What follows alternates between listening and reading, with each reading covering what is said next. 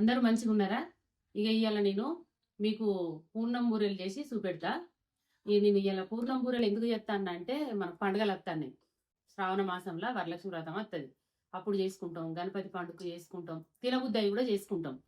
అయితే ఆ పూర్ణం బూరెలు సేమ్ మన భక్షాల పిండితోనే భక్షాల పప్పుతోనే చేస్తాం. మన బెల్లం శనగపప్పే చేయంగా కూడా పిండి బయటికి లోపల ఉన్న పూర్ణం బయటికి రాకుండా ఉండేటట్టు ఎట్లయితే బయటికి రాకుండా ఉంటుంది. మనము గ్రైండర్ పట్టుకునేటప్పుడు పిండిని ఎట్లా పట్టుకోవాలి, ఎంత చిక్కగా ఉండాలనేది మీకు వివరంగా చెప్తా. రానోళ్ళు ఉంటే ఎవరన్నా నేర్చుకోండి. ముందు రోజు రాత్రే నేను బియ్యమును 2 బియ్యము 1 మినపప్పు కలిపి నానబెట్టిన. అది రేషన్ బియ్యమే.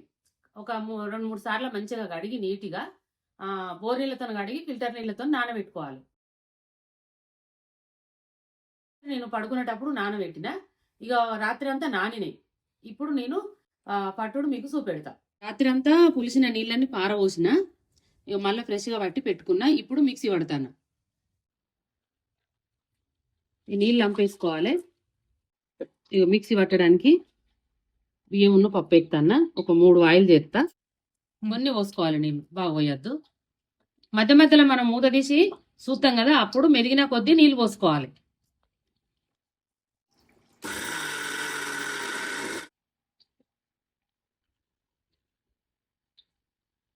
ఇంకొన్ని పోయాలి నీళ్ళు.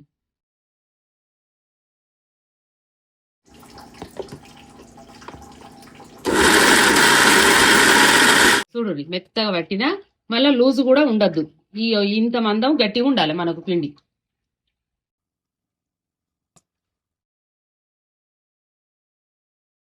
చూడండి, మెత్తగా పట్టిన మన దోశ పిండి పట్టినట్టే మెత్తగా పట్టిన. ఇట్లా పట్టుకోండి. మరీ పేస్ట్ గంధం ఓలే కాకుండా కొంచెం ముత్తంతకి ఇట్లా తాకినట్టు అవుతుంది, ఏం కాదు, మంచిగా ఉంటుంది తింటా అంటే.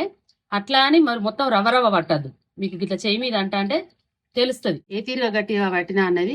చూడుండ్రి, ఇట్లా ఉండాలి. ఇక ఇట్లా ఇప్పుడు మనం జరిపితే గీత వాడి మందం ఉన్నది కదా, మన పూర్ణానికి కూడా అట్లా వస్తుంది చుట్టూ. ఇక సీదయ్య అన్నట్టు. ఇట్లనే వాయనక వాయి పడతా. అంతా పట్టినాక మీకు నేను చూపిస్తా. ఇక చూడుర్రి, మొత్తం పట్టుడు అయింది. మొత్తం పట్టినాక ఇట్లా కలగలుపుర్రి. కలగలిపినాక పక్కకు పెట్టుర్రి. ఒక 2 గంటల తర్వాత నేను చేస్తా.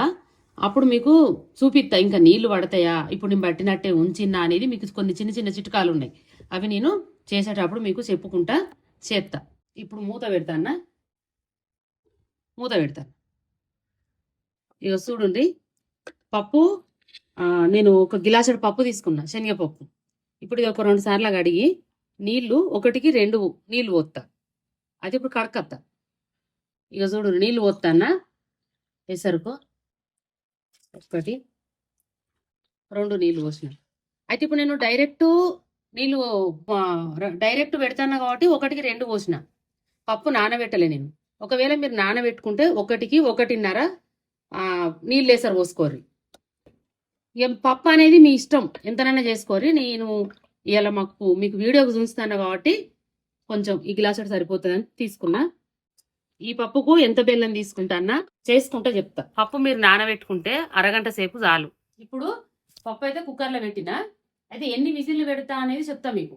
నేను ఇప్పటికిప్పుడే డైరెక్ట్ పప్పు కడిగిన పొయ్యి మీద పెట్టినా కాబట్టి 5-6 విజిల్లు ఉంచుతా. మళ్ళీ మంట ఎట్లా పెడతానంటే మిడిల్ కన్నా తక్కువ పెడతా, సిమ్ కన్నా ఎక్కువ పెడతా. ఇక ఒకవేళ మీరు నానబెట్టి చేసుకుంటారా, పప్పు ఉడకబెడతారనుకో, అప్పుడు 3-4 కన్నా ఎక్కువ పెట్టకూరి. నేను చెప్పిన మంట ప్రకారమే మిడిల్గా పెట్టుకోరి. మిడిల్ కన్నా ముత్తంత తక్కువ. ఇక ఎందుకు చెప్తాను అట్లా అంటే, ఎక్కువ మంట పెట్టినాం అనుకో జల్లి విజిల్లు వస్తాయి, కానీ ఉడకది. ఇట్లా మనం సిమ్ము కన్నా ముత్తంత ఎక్కువ పెట్టినాం అనుకో మంచిగా పలికిస్తుంది, మనకు తొందరగా అవుతుంది. సరే, మరి ఉడికినాక మీకు నేను చూపిస్తా. ఇక చూడండి, 5 విజిల్లకు బంద్ చేసిన. 5 విజిల్లకు బంద్ చేసి కొద్దిసేపు అయినాక తీసిన. పప్పు మంచిగా ఉడికింది. ఇప్పుడు మనకు పప్పు చల్లగా కావాలన్నది ఏం లేదు. మిక్సీ పట్టకున్నా కానీ మనకు మెత్తగానే అవుతుంది. ఎట్లా అంటే ఇప్పుడు బెల్లం పాకంలో వేసినాక కలుపుతూ ఉంటాం కదా, దగ్గరకు వచ్చేదాకా మెత్తగా అవుతుంది. మరి బెల్లం మీద తీసుకోవాలన్నది చెప్తా మీకు. బెల్లము పప్పు ఈ గ్లాసుడు తీసుకున్నా కదా నిండుగా, బెల్లం కూడా అట్లనే తీసుకోవాలి. నీళ్ళు ఎన్ని పోతాను అన్నది ఇప్పుడు మీకు నేను చూపిస్తా. ఇక చూడండి, ఇక గిన్నె గిలాసల గిన్నెని కరగడానికే మనకు బెల్లం.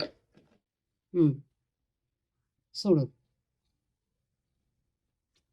బాగా దొడ్డు బోట్లకు బోట్లు ఉంటే ఇంకో బొట్టు ఎక్కువ పోసుకోరు. నీళ్ళు ఎక్కువ పోతే ఇనుకుతుంది, కాకపోతే లేట్ అవుతుంది. ఇప్పుడు పొయ్యి మీద పెడతాన్నా, మిడిల్ మంట మీద పెట్టినా కరగడానికి. అయికేం పెట్టలే, చిన్నగా పెట్టలే. ఇక నేను ఇప్పుడు దగ్గరనే ఉన్నా కాబట్టి మిడిల్ మంట మీద. అయితే ఇంకొకటి కూడా చెప్తా మీకు. ఇప్పుడు ఈ బెల్లం మంచిగా నీట్గానే ఉన్నది, కొద్దిగా బెల్లం మంచిగా లేక మీకు కొద్దిగా మంచిగా లేదనిపిస్తే వడగట్టుకోరు. ఇప్పుడు ఈ బెల్లం అయితే నేను వడగట్టా. ఇక చూడుంది కరిగింది బెల్లం. ఇప్పుడు ఇట్లా ఉండంగానే ఇంకా దగ్గర పడాలన్నది ఏం లేదు. పప్పు ఎత్తాను.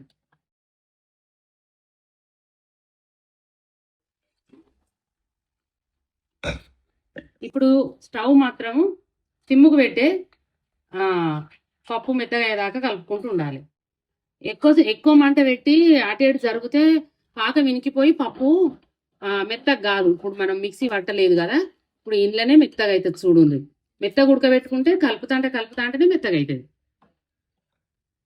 కుక్కర్లో వేసేదే కిందుకు. నాడైతే మేము రోట్లే దంచుకునేది. నాకు కుక్కర్ లేనప్పుడు, మిక్సీ లేనప్పుడు రోట్లు వేసి దంచుకునేది. కొద్దిగా పలుకు ఉండగానే దించి అప్పుడు గంజులలో కదా ఉడకబెట్టుడు. మీకు సుత్త అంటే అనిపిస్తుంది కావచ్చు, పప్పు వక్కలే ఉన్నది, అది ఎట్లా మెత్తగా అవుతుంది అని అనిపిస్తుంది, కానీ అవుతుంది. పప్పును గంటెతోనికి ఒత్తుకుంటా మంచిగా కలపాలి. కలుపుతా మెత్తగా అవుతుంది. ఇక అట్లంతా పని ఎందుకు మాకు అని మీరు అనుకుంటే మిక్సీ పట్టుకొని ఈ పాకంలో వేసుకోరి. ఇట్నే బెల్లం కరిగించి ఆ పట్టిన ముద్ద పప్పు ముద్ద పాకంలో ఏరి కలుపురి. ఎట్లా చేసుకున్నా అత్తది. చూడుండ్రి, ఇగో ఇంత దగ్గరికి వచ్చింది. పప్పు మంచిగా అడగంటినట్టుగా, మనకు పదన లేకుండా అడగంటుతుంది చూడు. పప్పు ఉడకబెడితే అవి అట్లా అయింది. ఇక ఇప్పుడు ఏలకుల పొడును నెయ్యి ఎత్తా, ముద్ద వచ్చింది. ఇప్పుడు ఈ సాలిగా మనకు దించినాక కూడా ఇక గట్టిగా అవుతుంది. ఇక ఈ తిరుగు ఉండాలి మన పూర్ణం బూరెలకు.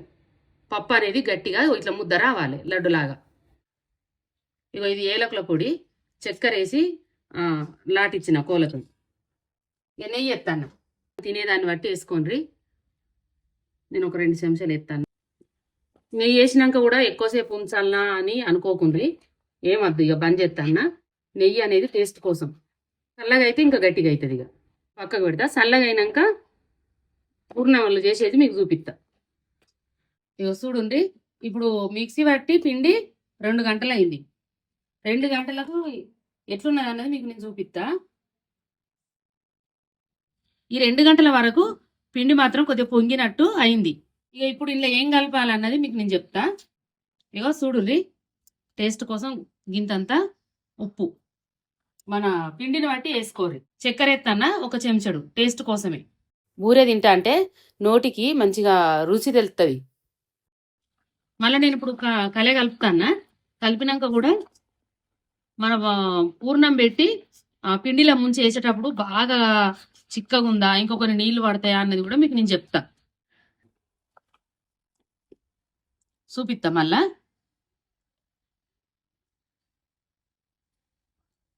ఇంకొకరి నీళ్ళు పడతాయి.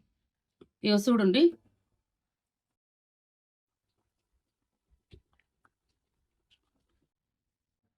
ఈ తీరుగు ఉండాలి. ఇప్పుడైతే కరెక్ట్ సరిపోయి. మిరపకాయ బజ్జీ పిండి కలుపుతాం చూడు, అవగట్లనే.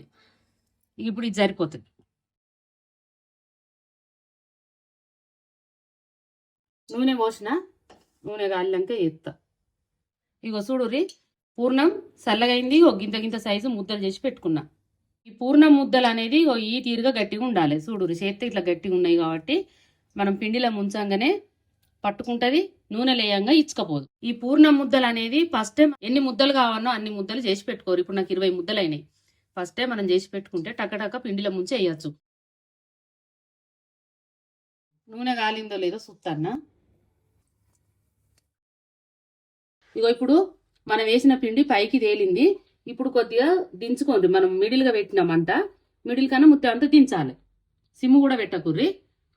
ఇప్పుడు మీకు పూర్ణాలు వేసేది చూపెడతా. చూడుర్రి, ఇట్లా ముంచాలి.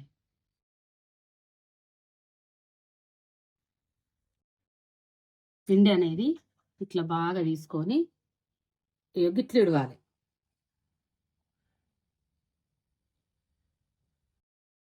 మళ్ళీ ఒకటి చూపి. ఇక ఇప్పుడు మన పూర్ణాన్ని పిండి లేచి ఇట్లా ముంచిన పిండి అనేది పట్టుకున్నట్టు మనకు తెలియాలి వేసేటప్పుడు. ఇక చూడుర్రి ఇట్లా జార ఇడవద్దు, దానికి ఇట్లా లూజుగా ఇడవాలి. మీకు నూనెలో వేసినట్టే ఒకసారి పిండిలో వేసి చూపిస్తా చూడుర్రి మంచిగా. ఇగో ఇప్పుడు ఇట్లా పట్టిన అట్లా పడుతుంది, నూనెలో కూడా అట్లా పడాలి. నేను ఇప్పుడు అట్లనే ఎత్తన్నా, మీకు మంచిగా కనబడుతుందో లేదా అని. మళ్ళా ఇగో అట్లా ఇంకోటి కూడా ఎత్తా చూడండి. మళ్ళా కొంతమంది చెంచాతో కూడా వేసుకుంటారు, నేను ఆ గంటెతో కూడా మీకు చూపిస్తాను. ఇగో గంతే. ఎందుకు జీపుతాయి అనేది మీకు ఆ చిట్కా లాగా చూపిస్తా చూడుర్రి. ఇప్పుడు ఇట్లా వేసినాం కదా, ఇట్లా వేసినాక పిండిలో ముంచి వేసేటప్పుడు ఈ పైన మనకు దోశపిండి కూడా పలసగా ఉండే వరకు పూర్ణానికి పట్టుకోదు, తొందరగా బయటకు వస్తుంది. ఇట్లా ఎప్పుడైనా మనం వేసేటప్పుడు ఇట్లా పట్టి వేయద్దు. ఇట్లా పట్టే వరకు చూడు, మనకు లోపల ఉన్న పూర్ణం దాగుతుంది ఏళ్ళ కింద. మీరు పట్టి చూడుర్రి. అదే ఇట్లా వేసినాం అనుకో, ఇప్పుడు నేను చూపించినట్టు వేసిర్రు అనుకో, లూజుగా ఉంది, దేని మీద లేదు, మన పిండి మీద ఉన్నది బోండం. ఇగో జారుతుంది గట్లా. ఏదన్నా ఇట్లా పోయినట్టయితే ఇట్లా ప్యాచ్ అయ్యిర్రి ఎంబడే. నూనె లేసినప్పుడు ఇట్లా దప్పన కనబడుతుంది అనుకో, ఆడ గింతంత పిండి రా ఇట్లా వేయరు, అయిపోతుంది సీదది. అయితే వేసినట్టుగా ఎంబడే కలపకుండ్రి. అవి మంచిగా కాలినాక విడిపోతాయి. ఫస్ట్ ఏమో పట్టుకొని మంచిగా కాలినాక అవి విడిపోయినట్టు అవుతుంది. మనము ఒకవేళ చెంచాతోని సరాతంతోని వీటిని మెసిలిచ్చినా ఊడిపోతాయి. మొదలే చెంచా పెట్టి కలిపినాం అనుకో, చెంచాతోని కూడా ఈ పిండి అతుక్కొని సీపుతాయి. ఎప్పుడైనా మనకు ఇట్లా కాలిందా లేదా చూసుకోండి. పైన పిండి కాలకు ముందు బొర్లిచ్చినాం అనుకో, ముక్కుడు కతుక్కొని కూడా సీరిపోతాయి. నూనె చూడుండ్రి, ఇంత మనకేమన్నా బయటికి వచ్చినట్టు కనబడుతుందా, లోపలికి వెళ్ళి పూర్ణం అట్లుండాలి. ఇక పూర్ణం బయటకు వచ్చింది అనుకో, నూనె అంతా మన పప్పు అంతా లోపల మాడిపోయి, పూర్ణం అంతా మాడిపోయి నూనె అంతా నల్లగా అవుతుంది. వేసిన ప్రతి ఒక్క బోండానికి పట్టుకుంటుంది అన్నట్టు ఆ పూర్ణం మాడిపోయి. ఇక కాలినట్టు మొదలు వేసిన ఇటు కాలితే తీసుకోవాలి ఇట్లా ఓటి వెనుక ఓటి.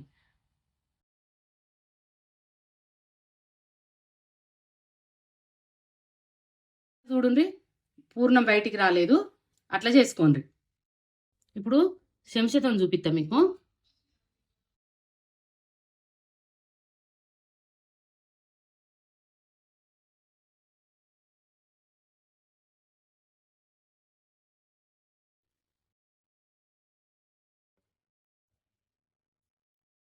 ఇట్లా గంతి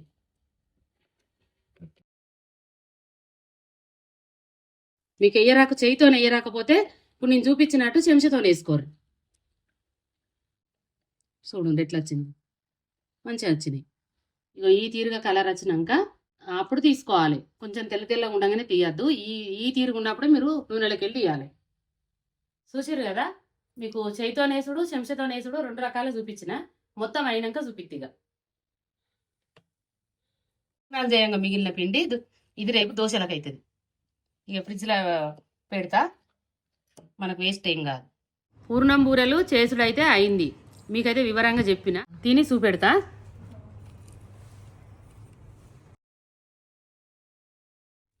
ఇగో ఇంత మంచిగా పొంగినట్టుగా మంచిగా బూర ఉన్నాయి.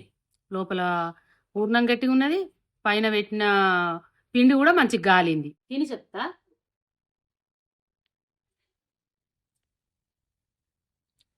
చూడండి, నేనైతే కంపల్సరీ వరలక్ష్మి వ్రతాన్ని చేస్తా.